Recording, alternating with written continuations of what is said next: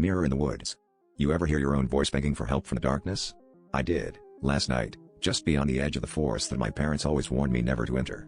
They said the woods behind our house were old, older than the town, and that thing slept there that should never be woken. I always thought they were just trying to keep me from getting lost, until I heard myself calling, desperate and ragged, from somewhere between the trees. The weird part was, I hadn't said a word. I was brushing my teeth, getting ready for bed, when my voice echoed from the woods, pleading, sobbing, "Please, someone help." I froze. It sounded like me, but not from my mouth. I grabbed my phone, more out of habit than bravery, and stepped outside. The air felt heavy, and the forest looked darker than usual, like the trees were pressing closer together, hiding something inside. I followed the sound deeper, past the point where the backyard's glow faded. My voice kept calling, always a few steps ahead, urgent and terrified. I stumbled through tangled roots and thorns until I found a clearing I'd never seen before.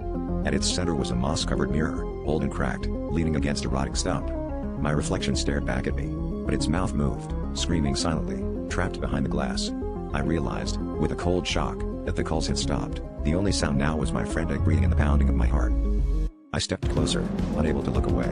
My reflection's hands pressed against the glass, smearing blood, its eyes wild and pleading.